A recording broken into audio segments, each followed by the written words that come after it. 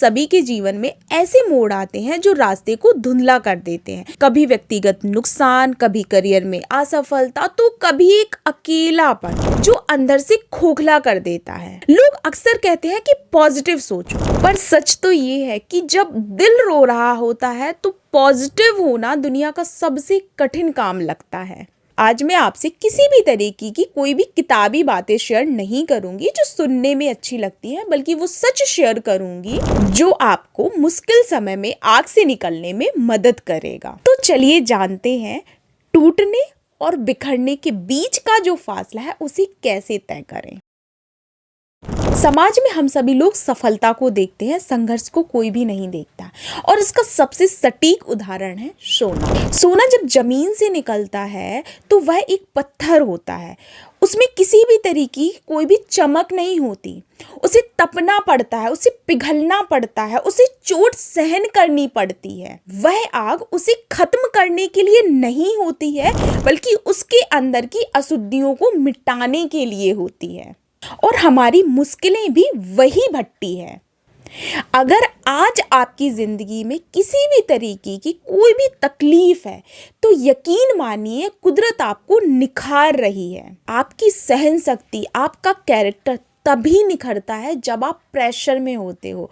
Pressure creates diamonds. इस नजरिए को अपनी जिंदगी में अपनाइए कि आप खत्म नहीं हो रहे हो, आप निर्मित हो रहे हो। पॉजिटिव थिंकिंग होने का मतलब यह बिल्कुल भी नहीं है कि आप सच को नकार दें, बल्कि इसका मतलब है इमोशनल मैनेजमेंट। यहाँ पर मैं आपको कुछ साइकोलॉजिकल फैक्ट बताती हूँ। न्यूरो साइंटिस्ट कहते हैं कि किसी भी इमोशन का केमिकल रिएक्शन बॉडी के अंदर सिर्फ और सिर्फ 90 सेकंड तक रहता है, लेकिन उसके आगे उसे हम अपनी सोच से बढ़ाते। तो अगली बार जब आपको कभी भी घबराहट, तो सिर्फ और सिर्फ 90 सेकंड तक गहरी सांस लें।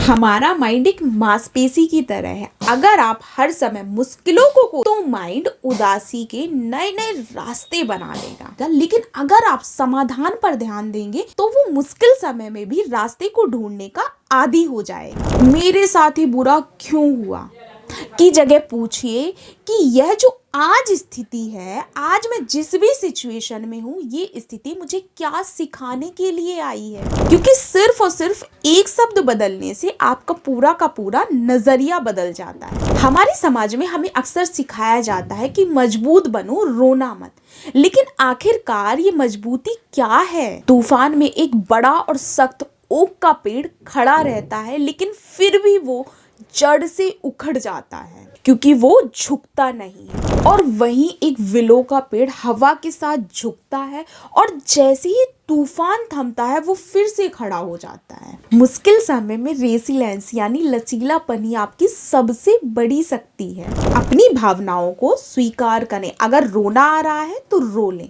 अगर आपको हार महसूस हो रही है तो उसको स्वीकार करें। झुकना कमजोरी नहीं होती, बल्कि खुद को टूटने से बचाने की बुद्धिमानी होती है। अंत में बस एक बात याद रखिए कि आपका वर्तमान आपकी मंजिल नहीं है, वो बस एक पड़ाव है। इतिहास गवाह है कि सबसे महानतम लोगों ने अपने सबसे कठिन पड़ाव के बाद ही अपनी सबसे बड़ी जीत हासिल की है। आज रात सोने से पहले बस एक काम कीजिए कि शीशे के सामने खड़े होकर बस एक वादा कीजिए, आज वक्त कठिन है पर मैं मजबूत हूँ। अगर इस बातचीत ने आपके दिल को छुआ हो तो इस वीडियो को उस इंसान के साथ शेयर कीजिए जिसे आज उम्मीद की सबसे ज्यादा जरूरत है, क्योंकि हमारा एक छोटा सा कदम किसी की जिंदगी बदल सकता है। और अगर आपको वीडियो पसंद आई है तो इस चैनल को सब्सक्राइब करे बिना तो बिल्कुल मत जाइए। वीडियो को लाइक कीजिए और कमेंट करिए कि आज आप किस सिचुएशन में हैं।